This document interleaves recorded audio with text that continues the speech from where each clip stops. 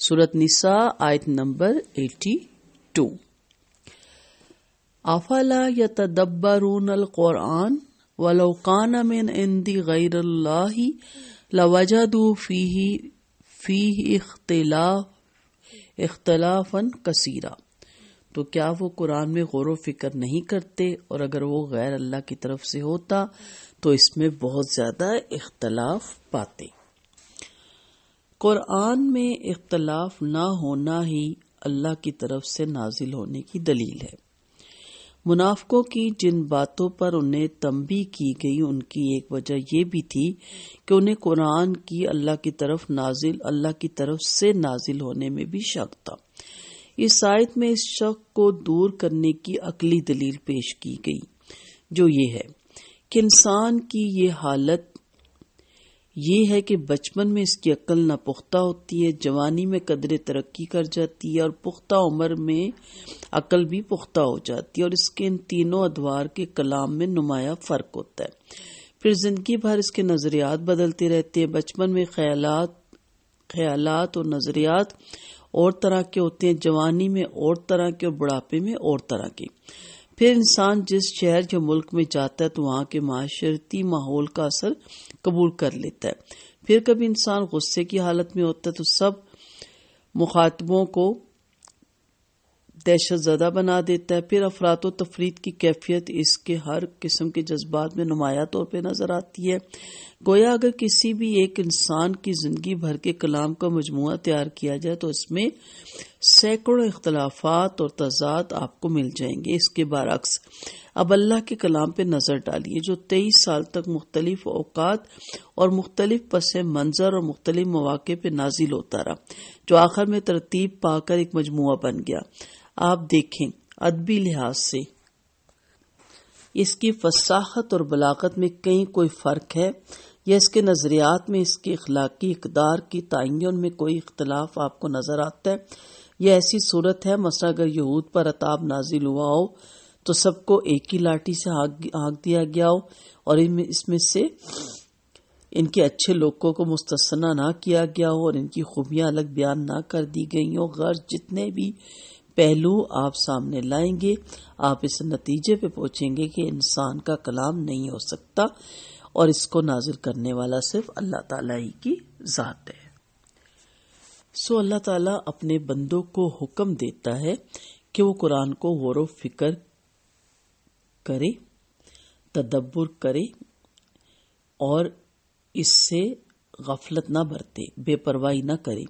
اس کے مستحکم مضامین، اس کے حکمت بھرے احکام، اس کے فصیح اور بلیغ الفاظ پر غور کرے۔ ساتھ ہی خبر دیتا ہے کہ یہ پاک کتاب اختلافات، اضطراب، تعارض اور تضاد سے پاک ہے۔ اس کے لیے حکم حمید اللہ کا کلام ہے، اور وہ خود حق ہے، اور اس طرح اس کلام کا بھی یہ کلام بھی سراسر حق ہے۔ ایک اور جگہ میں بھی اللہ تعالیٰ نے قرآن مجید میں فرمایا افلا یتدبرون القرآن ام علی قلوب اقفالها، یہ لوگ کیوں قرآن میں غور و فکر نہیں کرتے، کیا ان کے دلوں میں سنگین قفل لگے ہوئے ہیں؟ منافقین کے مکر و فریب اور مذموم خصائل کے ضمن میں قرآن کریم کی حقانیت کے اثبات کی ضرورت اس لیے پیش آئی کہ منافقین یہ سب مکر و فریب اور سازشیں اس بنا پہ کر رہے تھے کہ وہ آپ کو سچا نبی ہی نہیں مانتے تھے، لہٰذا یہاں آپ صلی اللہ علیہ وسلم کے صدق نبوت پر بطور دلیل کے قرآن کو پیش کیا، اور قرآن حکیم آپ صلی اللہ علیہ وسلم کے صدق نبوت کی تینوں وجہوں سے دلیل بنتا ہے۔ اول اپنی فصاحت بلاغت کے اعتبار سے، امور غیب کی خبروں پر مشتمل ہونے کی وجہ سے، اور سوم اختلاف اور تناقض سے پاک اور مبرہ ہونے کی وجہ سے۔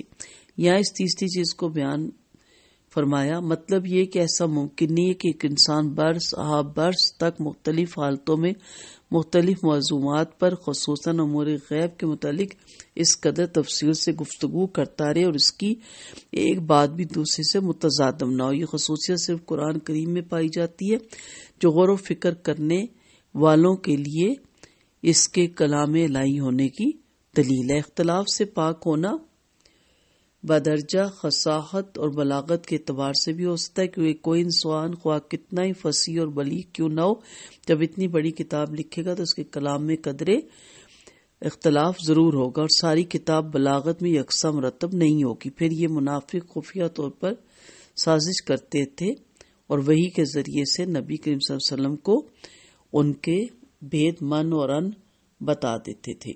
اور کبھی منافقین خفیہ طور پہ سازشیں کرتے رہتے تھے، اللہ تعالیٰ وحی کے ذریعے نبی کریم صلی اللہ علیہ وسلم کو سب بتا دیتے تھے، اور کبھی یہ نہیں ہوا کہ کسی راز کے افشا کرنے میں قرآن کریم نے تھوڑی بہت بھی غلطی کی ہو، اور یہی اس کے کلام ہونے کی دلیل تھی۔ معلوم ہوا کہ قرآن پاک میں تدبر کے بغیر انسان کے شکوک و شباب دور نہیں ہو سکتے، اور نہ قرآن صحیح طور پہ سمجھ میں آ سکتا ہے۔ قرآن کریم اگر غیر اللہ کی طرف سے ہوتا تو اس میں اختلاف کثیر ہوتا، اب چونکہ یہ اللہ تعالیٰ کی طرف سے، اس لیے اختلاف کثیر کجا سرے سے اس میں اختلاف ہی نہیں ہے۔